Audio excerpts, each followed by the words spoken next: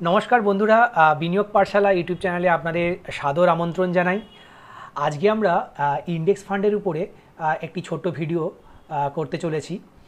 ভিডিওটি আপনাদের বোঝার সুবিধার জন্য কয়েকটি পার্টে ডিভাইড করেছি এবং সব শেষে আমার top five best index fund আপনাদের সঙ্গে শেয়ার করতে চলেছি। তাহলে চলুন শুরু করা যাক। তাহলে প্রথমেই আমি প্রথম পার্টে বলি what is index fund. Okay, index fund জিনিসটা কি? দেখুন, ইন্ডেক্স ফান্ড আর মিউচুয়াল ফান্ড দুটো আমরা কাছাকাছি ভাবতে পারি। মিউচুয়াল ফান্ডে কি হয় না, অ্যাক্টিভ ফান্ড যেটাকে আমরা বলি, যেটা ফান্ড ম্যানেজার নিজেই সেই ফান্ডটা ম্যানেজ করে, সে তার নিজের অ্যানালিসিস অনুযায়ী স্টক সিলেকশন করে বা অ্যাসেট ক্লাস সিলেক্ট করে, এইভাবে সে তার ফান্ডটাকে চালায়।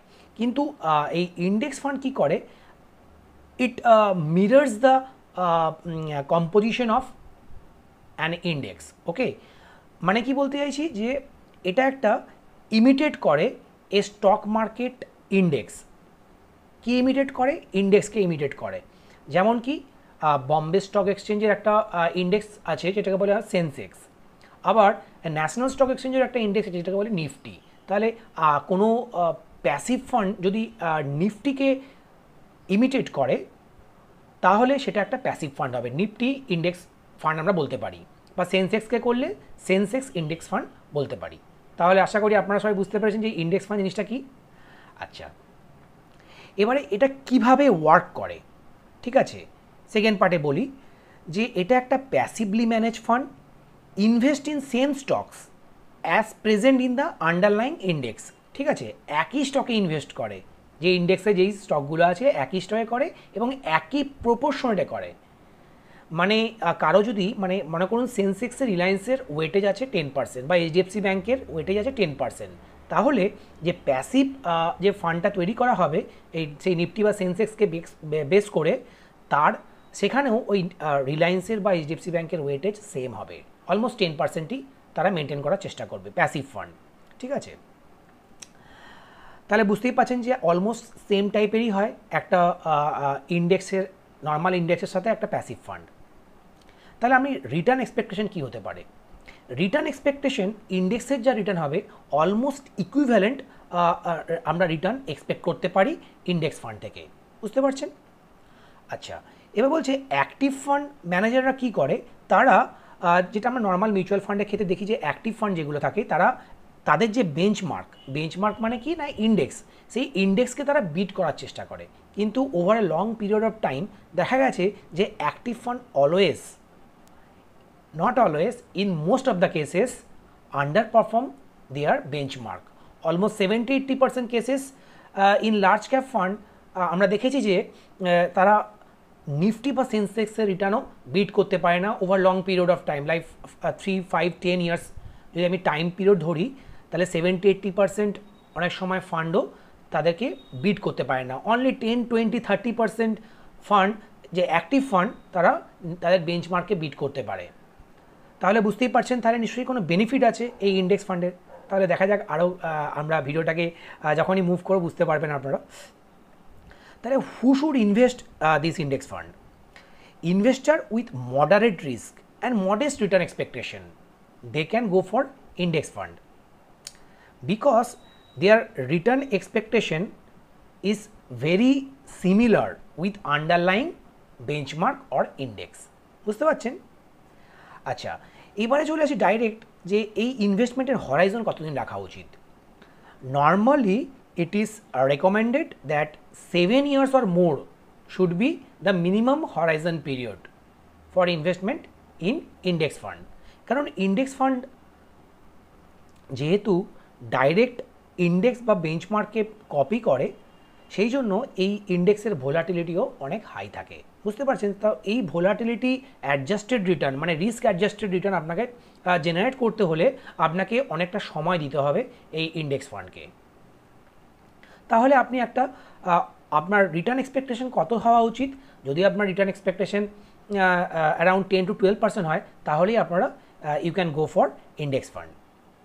আচ্ছা, এবারে most important thing which is a benefits of investing in index fund.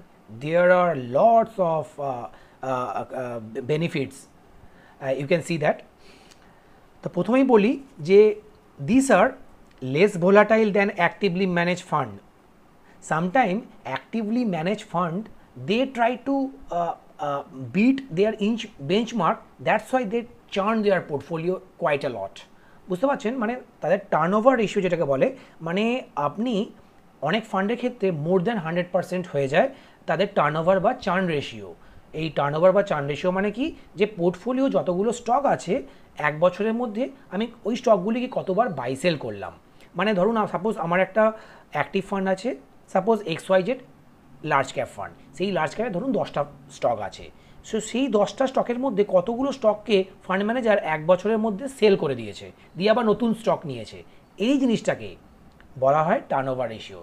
যদি মনে করুন যদি টার্নওভার রেশিও 2 হয়, তাহলে বুঝতেই পারছেন যে out of 10 stock only 2 stocks fund manager has sold during the year. Now I think it's clear. আচ্ছা, আর কি বেনিফিট আছে? During the market rally this index fund returns are quite volatile or good. During bull run this index fund always outperform their counterpart active fund. বুঝতে পারছেন, তাদের যে মনে করুন কেউ একটা লার্জ ক্যাপ ফান্ড নিফটিকে বেঞ্চমার্ক হিসেবে ট্রিট করে, তো যখন বুল রান আসবে না, যখন মার্কেট যখন আপওয়ার্ড মোমেন্টামে থাকবে, তখন এই ইন্ডেক্স ফান্ড অনেক সময় তার কাউন্টার পার্টি যে অ্যাক্টিভ ফান্ড তাকেও বিট করে।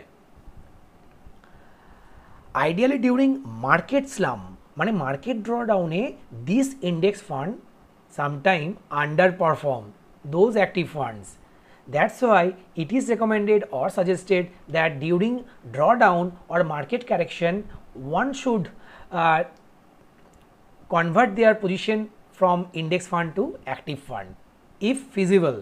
অবভিয়াসলি সবাই এটা করতে পারবে না, যদি করেন তাহলে তার ড্রডাউনটা অনেকটা কম হতে পারে, কারণ মার্কেট যখন কারেকশন থাকে তখন ইন্ডেক্স ফান্ড আন্ডার পারফর্ম করে। আচ্ছা, এবারে আর কি বেনিফিট আছে, যেমন tracking error is another thing. আচ্ছা, ট্র্যাকিং এররটার ব্যাপারে পরে আলোচনা করছি। নেক্সট আমি বলতে পারি যে বিগেস্ট ইউএসপি কী হতে পারে এই ইন্ডেক্স ফান্ডের। সবথেকে বড় অ্যাডভান্টেজ হচ্ছে লো এক্সপেন্স রেশিও দ্যান দেয়ার কাউন্টারপার্ট অ্যাক্টিভ ফান্ডস। ঠিক আছে, এক্সপেন্স রেশিও কম, কারণ এদের চার্ন অনেক কম, এদের turnover portfolio changes during the invested period is quite less. বুঝতে পারছেন, সেই জন্য এদের এক্সপেন্সটাও অনেক কম হয়, সেই জন্যই এরা মানে আউট পারফর্ম করতে পারে over long period of time তাদের কাউন্টারপার্ট অ্যাক্টিভ ফান্ডকে। কারণ অবভিয়াসলি আপনি যখন পোর্টফোলিও নতুন ইনভেস্টমেন্ট আইডিয়া খুঁজছেন না, আপনি জাস্ট কপি করছেন আপনার ইন্ডেক্সকে, তখন ম্যানেজমেন্ট কস্ট অনেক কমে যায় না, সেই জন্যই তার এক্সপেন্স রেশিওটা কম হয় এই প্যাসিভ ফান্ডগুলোর। আচ্ছা, এবারে ট্যাক্স এফিসিয়েন্সি, এটা একটা খুব বড় benefit. Due to lower turnover, due to lower change in their portfolio, tax efficiency অনেকটা বেড়ে যায়। বুঝতে পারছেন, যখনই আপনি কোনো একটা শেয়ারকে বারবার সেল করবেন তখনই ক্যাপিটাল গেন আসবে, শর্ট টার্ম ক্যাপিটাল গেন বা লং টার্ম ক্যাপিটাল গেন। তো এরা তো অনেক চেঞ্জেস কম করছে পোর্টফোলিওতে, সেই জন্য এদের এই প্রোডাক্টগুলো খুবই ট্যাক্স এফিশিয়েন্ট হয়। প্রোডাক্টটা খুবই ট্রান্সপারেন্ট, কেন এ তার আন্ডারলাইং বেঞ্চমার্ক ইন্ডেক্সকেই কপি করছে, যেটা quite publicly available. Historical performance over long term many index fund have outperform actively manage fund, যেটা আমি আগেই বলছিলাম। আর ব্রডার মার্কেট এক্সপোজার, আপনি ইন্ডেক্স ফান্ডের মাধ্যমে মাইক্রো ক্যাপ ইনভেস্টমেন্টও করতে পারেন, আবার স্মল ক্যাপও ইনভেস্ট করতে পারেন। স্মল ক্যাপ 250 ইন্ডেক্স ফান্ডও আছে, আবার নিফটি 500 ইন্ডেক্স ফান্ডও আছেন। বুঝতে পারছেন, এই যে ব্রডার মার্কেট মানে ওভারঅল মার্কেটকে আমরা বলি ব্রডার মার্কেট। তো সেখানে যদি আপনি ইনভেস্ট করতে চান, আপনি ডাইরেক্ট কোনো ইন্ডেক্স ফান্ডও কিনতে পারেন। আচ্ছা, এবারে যে টপিকটা বলছিলাম যে এই ইনভেস্টমেন্ট হরাইজন, আমি বলেইছি আগে যে 7 to 10 ইয়ার্স হলে ভালো হয়। আরেকটা কথা যেটা বলছিলাম যে বলতে গিয়ে তখন বললাম যে পরে বলবো, একটু ট্র্যাকিং এরর। এই tracking error is a is a main characteristic of an index fund. Okay, tracking error should be looked into very seriously because tracking error টাই differentiate করবে একটা underlying benchmark বা index. সাপোজ এখানে আমি example হিসেবে ধরতে পারি নিফটি এক বছরে সাপোজ 10% রিটার্ন দিয়েছে, তো তাকে কপি করে তৈরি করা একটা ইন্ডেক্স ফান্ড, সাপোজ ধরুন কোটাক নিফটি 50 ইন্ডেক্স ফান্ড, সেটা কি 10% রিটার্ন জেনারেট করছে না 10%-এর কম না বেশি? দেখুন যদি 10%-এর কম করে, অনেকটাই কম করে, সাপোজ 9.5 করলো, 0.5%, তাহলে বুঝতেই পারছেন যে এখানে একটা এরারের জন্যই হয়েছে, সেটাকেই বলে ট্র্যাকিং এরার। ট্র্যাকিং এরার কেন হয় সেটা একটা লং টপিক, আমি পরে আপনাদের সঙ্গে আলোচনা করতে পারি। তাও এটা বলে রাখি যে ট্র্যাকিং এরার জিনিসটা কি, যে যেহেতু একটা ইন্ডেক্স ফান্ড তার ইন্ডেক্সকে কপি করছে, সেম প্রপোর্শনেট ওয়েতে তার শেয়ারগুলো কিনছে, অনেক সময় কেনার সময় সেখানে কম বেশি হয়ে যায়, তার ফলেই ট্র্যাকিং এরারটা হয়। তো এই ট্র্যাকিং এরারটা যে যত ওয়েল এফিশিয়েন্ট ওয়েতে ম্যানেজ করতে পারে, মানে কম করতে পারে, তার পারফরমেন্স তত ভালো হয়। আর অবশ্যই যে ফান্ডের, যে ইন্ডেক্স ফান্ডের এক্সপেন্স রেশিও কম আর তার ট্র্যাকিং এরারও কম, সে অবশ্যই তার বেঞ্চমার্কের অবভিয়াসলি অ্যাট পার বা স্লাইট লেস তার থেকে রিটার্ন জেনারেট বা রিটার্ন এক্সপেকটেশন আমরা রাখতে পারি। আচ্ছা, এবারে আমাদের ভিডিওর একদম লাস্টে চলে এসেছি আমরা। এখানে আমি টপ 5 ইন্ডেক্স ফান্ড বলবো। আমি চেষ্টা করেছি আমার লাস্ট ডিকেডের এক্সপিরিয়েন্স এবং বিভিন্ন অ্যাডভাইজার্স বা যারা মনে করুন এই ইন্ডেক্স ফান্ড নিয়ে রিসার্চ করে, সেই ধরনের এক্সপার্ট ওপিনিয়ন যারা দেয়, তাদের থেকেও আমি কিছু রেফারেন্স নিয়েছি, তারপরেই এই ইন্ডেক্স 5টা টপ 5 আমি আপনাদের জন্য চুজ করেছি। সেটা নিয়ে আপনারা রিসার্চ করবেন এবং আপনাদের অ্যাডভাইজারের পরামর্শ নিয়ে তবেই ইনভেস্ট করার কথা ভাববেন। তো প্রথমেই বলি যে ইউটিআই 50 ইন্ডেক্স ফান্ড বা tata Nifty 50 index fund or নাভি নিফটি 50 ইন্ডেক্স ফান্ড, এই তিনটেই দেখুন নিফটি 50 ইন্ডেক্স ফান্ড, কিন্তু তিনটেরই এক্সপেন্স রেশিও কম আছে, মানে কম বেশি আছে। সবথেকে কম নাভি 50 ইন্ডেক্স ফান্ড, যার এক্সপেন্স রেশিও 0.06। তো আপনারা যদি নিফটি 50তে ইনভেস্ট করতে হয়, আমার মনে হয় লোয়েস্ট এক্সপেন্স রেশিও যার, আর যার ট্র্যাকিং এরারটা আপনারা দেখে নেবেন, সেখানে ইনভেস্ট করা ভালো হবে। এছাড়া আছে HDFC BSc Sensex index fund, এটা আমি একটা আমার ফার্স্ট পিক হিসেবে রাখলাম, হয় Nifty 50 or Sensex index fund.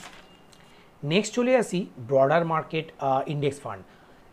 তাহলে Motilal Oswal Nifty 500 index fund, এটা একটা ব্রডার মার্কেট ইন্ডেক্স ফান্ড, ঠিক আছে। 3 নম্বরে আছে Nifty mid cap 150 or Nifty small cap 250 index fund, এটাও একটা ব্রডার মার্কেট। যদি আপনি মিড ক্যাপে কেউ ইনভেস্ট করতে চাইতে, সে নিফটি মিড ক্যাপ 150, যেটা মতিলাল অসওয়ালেরই আছে, সেখানে ইনভেস্ট করতে পারেন, বা মতিলাল অসওয়ালের স্মল ক্যাপ 250 ইন্ডেক্স ফান্ডেও ইনভেস্ট করতে পারেন। যদি কারো স্মল ক্যাপে ইনভেস্ট করার ইচ্ছে থাকে লং টার্মে, সেটা করতে পারে। 4 নম্বরে হচ্ছে আইসিআইসিআই প্রুডেন্সিয়ালের large and mid cap 250 index fund. কেউ যদি বলে যে আমি লার্জ ক্যাপেও করবো আবার মিড ক্যাপেও করবো, তাহলে সেই লার্জ ক্যাপ মানে টপ 100 স্টককে নিফটির বলা হয় লার্জ ক্যাপ, দেন নেক্সট 150 স্টককে বলা হয় মিড ক্যাপ। সেই জন্য লার্জ অ্যান্ড মিড ক্যাপ 250 স্টকসের একটা অ্যালোকেশন করা হয়েছে এই ফান্ডে। 5 নম্বরে আমি রেখেছি একটু ইন্টারেস্টিং আপনাদের জন্য, যদি কেউ গ্লোবাল এক্সপোজার নিতে চায়, তাহলে সে আইসিআইসিআই নাসডাক 100 ইন্ডেক্স ফান্ড বা নাভি নাসডাক 100 ইন্ডেক্স ফান্ডেও ইনভেস্ট করতে পারেন। আরেকটা অপশন রেখেছি মতিলাল অসওয়ালের S&P 500 ইন্ডেক্স ফান্ড, এটা ইউএসের broader market. S&P 500 quite popular among investors throughout the world, তো এটা তো আপনি ইনভেস্টমেন্ট করতে পারেন, অবশ্যই আপনি রিসার্চ করার পরেই করবেন। আচ্ছা, এই ভিডিওতে আমি কিছু জিনিস বাদ দিয়েছি। কি বাদ দিয়েছি না, বন্ড ইন্ডেক্স ফান্ড বা debt market related index fund এবং স্মার্ট বিটা ইন্ডেক্স ফান্ড। এই স্মার্ট বিটা ইন্ডেক্স ফান্ডের ব্যাপারে যদি আপনাদের জানার থাকে, তাহলে কমেন্ট করে জানাবেন। আমি চেষ্টা করব আগামী দিনে একটা স্মার্ট বিটা ইন্ডেক্স ফান্ডের উপরে ভিডিও করার। তো থ্যাংক ইউ বন্ধুরা, ভালো থাকবেন, জয় হিন্দ।